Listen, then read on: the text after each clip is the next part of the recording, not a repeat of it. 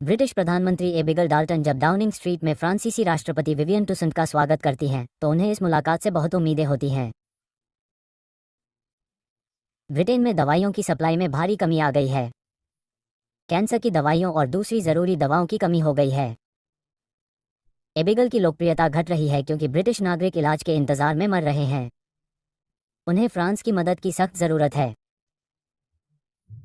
लेकिन कूटनीतिक बातचीत से शुरू हुई बातचीत जल्द ही अंतर्राष्ट्रीय संकट में बदल जाती है जब एबिगल के पति एलेक्स और 3 अन्य ब्रिटिश डॉक्टरों का फ्रेंच गाना में अपहरण कर लिया जाता है। एलेक्स और उसके साथी में डैन के सैंस फ्रंटियर रेस्ट के साथ मेडिकल सहायता के लिए फ्रेंच गाना गए थे। उनकी जीप छोड़ी हुई मिलती है, उनके ट्रांसलेटर की मौत हो चुकी है और डॉक्टर गायब हैं। एबिगल बहुत दुखी है लेकिन दो संतों से बातचीत जारी रखने के लिए अपहरण की बात को छुपाने की कोशिश करती हैं। वो सिर्फ अपने सबसे करीबी स्टाफ और सुरक्षा टीम को बताती हैं जबकि MI6 डॉक्टर के ठिकाने का पता लगाने में जुट जाता है। अपहरणकर्ता जल्द ही एक डरावना वीडियो मैसेज भेजते हैं। एबिगल को दोपहर 1 बजे तक प्रधानमंत्री पद से इस्तीफा देना होता है। अगले दिन या उसके पति और डॉक्टरों को मार दिया जाएगा। इस अल्टीमेटम के बावजूद उसकी निजी जान को खतरा है। एबिगल पद छोड़ने से इनकार कर देती है। उसका मानना है कि अपहरण राजनीतिक रूप से प्रेरित है ताकि उसे महत्वपूर्ण एंग्लो फ्रेंच शिखर सम्मेलन के दौरान पद से हटाया जा सके। राष्ट्रपति टुसेंटेन शुरू में समर्थन की पेशकश करते हैं। बंधकों को खोजने के बाद उन्हें बचाने के लिए फ्रांसीसी विदेशी सेना को भेजने का वादा करते हैं। हालांकि जब बातचीत प्रवासियों के मुद्दे पर आती है तो तनाव बढ़ जाता है। टुसेंटेन मेडिकल सप्लाई के बदले में सीमा नियंत्रण पर ब्रिटिश रियायतें मांगता है। एबिगल की कमजोर स्थिति का राजनीतिक लाभ उठाने के लिए उपयोग करता है। स्थिति तब और जटिल हो जाती है जब ब्रिटिश खुफिया विभाग बंधकों को फ्रेंच गाना में एक परित्यक्त परिसर में पाता है।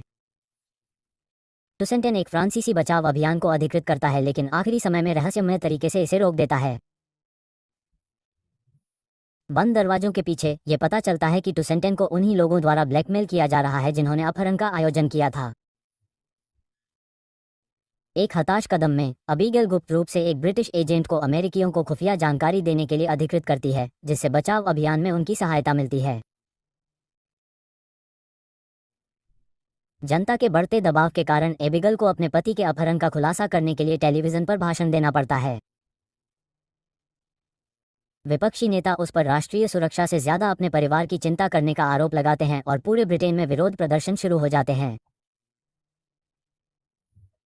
इस बीच टैफ्ट देवाला नाम का एक बच्चा दवा की कमी का दुखद प्रतीक बन जाता है जिससे सरकार पर जनता का भरोसा और कम हो जाता है। संसद में एबिगल से देश के प्रति उसकी प्रतिबद्धता के बारे में कठोर सवाल पूछे जाते हैं जबकि उसका पति बंदी बना रहता है। कहानी तब और उलझ जाती है जब कोई पुलिस अधिकारी बनकर टैफ्ट के शोक सभा में शामिल लोगों पर हमला करता है जिससे तनाव बढ़ जाता है। ब्रिटिश गृह सचिव माइकल हॉल को भी उनकी गाड़ी से खींचकर ले जाया जाता है और उन पर हमला किया जाता है जिससे सरकार को अस्थिर करने की एक सुनियोजित कोशिश का पता चलता है। एबिगल को यकीन हो जाता है कि कोई उसे इस्तीफा देने के लिए ये सब कर रहा है। एक चौंकाने वाली घटना में फ्रांसीसी विशेष बल एक बचाव अभियान की कोशिश करते हैं जो भयावह रूप से गलत हो जाता है। मिशन में लीक हुई खुफिया जानकारी के कारण समझौता हो जाता है जिसके परिणामस्वरूप 2 डॉक्टरों की मौत हो जाती है। एलेक्स डाल्टन और एक अन्य डॉक्टर राचेल ओडारी बच जाते हैं लेकिन वे अभी भी कैद में हैं। एबिगल हताश है लेकिन दृढ़ है। वो सार्वजनिक रूप से अज्ञात ताकतों पर राष्ट्रपति टुसेंटेन को ब्लैकमेल करके बचाव कार्य को विफल करने का आरोप लगाती है। इस बात के सबूत मिलने लगते हैं कि 2 संतों के चीफ ऑफ स्टाफ एड्रियन पेलियर ने अपने देश के साथ गद्दारी की है। जब 2 संतों से पूछताछ की जाती है तो पेलियर बचाव अभियान में बाधा डालने वाली खुफिया जानकारी लीक करने की बात कबूल करती है। उसे ब्रिटिश पुलिस गिरफ्तार कर लेती है और टुसेंटेन उसके कार्यों की निंदा करते हुए एक सार्वजनिक बयान देते हैं। इससे ब्रिटेन और फ्रांस के बीच सहयोग का रास्ता साफ होता दिख रहा है। लंदन वापस आकर एबिगल और टुसेंटेन आखिरकार एक समझौते पर पहुंचते हैं। फ्रांस NHS को जरूरी दवाइयां सप्लाई करेगा लेकिन ऐसा लगता है कि टुसेंटेन ने शुरू में सीमा पर जो रियायतें मांगी थीं वे नहीं मिलेंगी। ये कूटनीतिक सफलता तब मिलती है जब खबर आती है कि फ्रांसीसी खुफिया विभाग के साथ काम कर रही अमेरिकी सेना ने बचे हुए बंधकों को सफलतापूर्वक छुड़ा लिया है। एलेक्स डाल्टन सदमे में लेकिन जिंदा घर लौटता है। हालांकि साजिश किसी के भी अनुमान से कहीं ज्यादा गहरी है। विदेश नीति सलाहकार कोफी एडमको को सबूत मिलते हैं कि अपहरणकर्ताओं का संबंध ब्रिटिश सैन्य ऑपरेटिव कोडनेम शगन से है। आगे की जांच से पता चलता है कि शगन एक विशेष बल इकाई का हिस्सा था जिसने कुछ साल पहले बिसे से निकासी में भाग लिया था, जहां स्थानीय कर्मचारियों ने अंग्रेजों की सहायता की थी और उन्हें छोड़ दिया गया था और मार डाला गया था। वर्तमान विदेश सचिव डैन ओजल्वी एक जूनियर मंत्री थे जिन्होंने इस विवादास्पद निकासी का आदेश दिया था। सच्चाई सामने आने लगती है। ईटी जनरल फ्रेजर, एक उच्च रैंकिंग सैन्य अधिकारी, और विदेश सचिव ओगिल्वी ने तख्तापलट के प्रयास के तहत पूरे संकट का संचालन किया।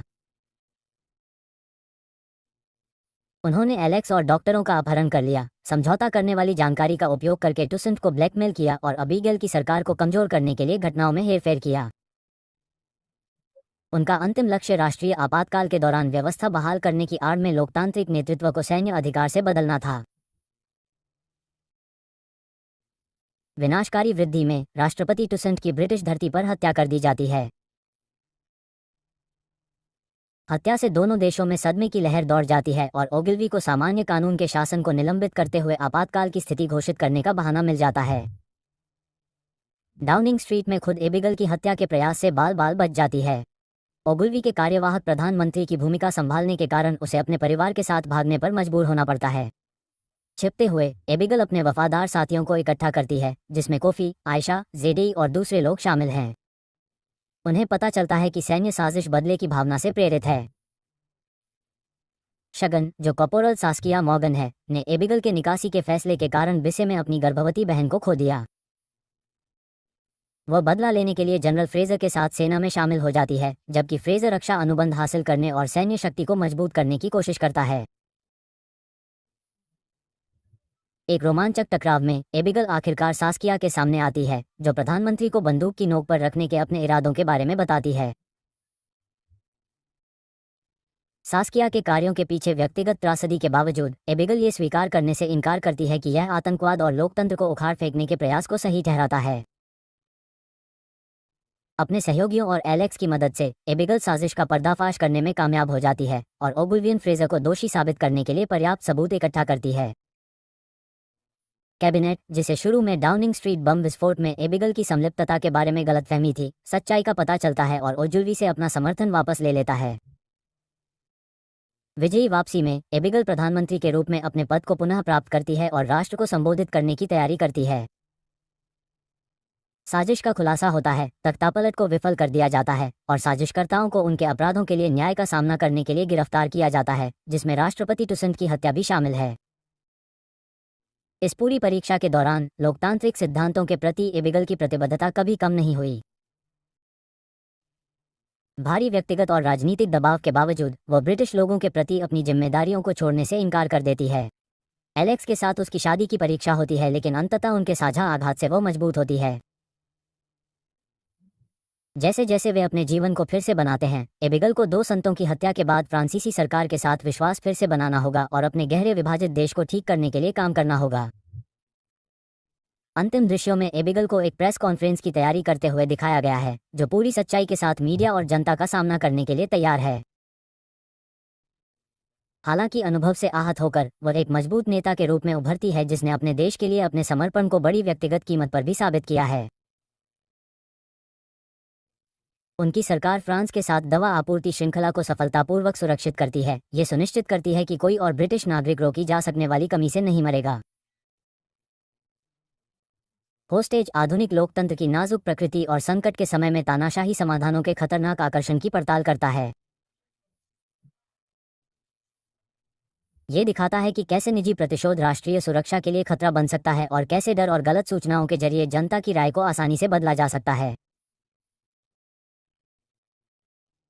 मूल रूप से यह असंभव परिस्थितियों में नैतिक विकल्पों के बारे में एक कहानी है, परिवार और देश के बीच, औचित्य और सिद्धांत के बीच, बदला और न्याय के बीच चयन करना। एबिगल डाल्टन की एक संकटग्रस्त राजनीतिज्ञ से राष्ट्र रक्षक तक की यात्रा कठिन समझौतों और दर्दनाक बलिदानों से भरी हुई है। फिर भी अंत में वह दर्शाती है कि सच्चे नेतृत्व का अर्थ है अंतर्राष्ट्रीय साजिशों, राजनीतिक चालों और अंतरंग पारिवारिक नाटक के माध्यम से कल्पना की जा सकने वाली सबसे कष्टदायक पसंदों का सामना करते हुए भी कई लोगों के कल्याण को व्यक्तिगत हितों से ऊपर रखना। होस्टेज आधुनिक दुनिया में नेतृत्व की शक्ति, निष्ठा और मानवीय लागत का एक तनावपूर्ण अन्वेषण प्रस्तुत करता है। दवा संकट, जो एक साधारण आपूर्ति श्रृंखला समस्या के रूप में शुरू हुआ, जिसके लिए कूटनीतिक बातचीत की आवश्यकता थी, आपातकालीन शक्तियों के लिए परिस्थितियों को बनाने के लिए जानबूझकर रची गई साजिश का एक और हिस्सा सामने आया। साजिश नाकाम होने और असली अपराधियों के बेनकाब होने के साथ ब्रिटेन में हालात सुधरने शुरू हो सकते हैं, हालांकि संकट के निशान अभी भी बने रहेंगे। फ्रैंको राष्ट्रपति टुसेंटाइन की हत्या के बाद ब्रिटिश संबंधों को फिर से बनाना होगा और सरकारी संस्थानों में जनता का भरोसा बहाल करना होगा।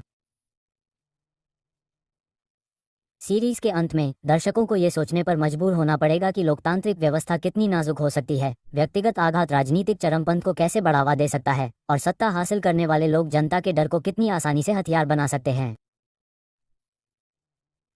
होस्टेज एक रोमांचक राजनीतिक ड्रामा है और गलत सूचनाओं और विभाजन के युग में लोकतंत्र की कमजोरियों की एक गंभीर याद दिलाता है।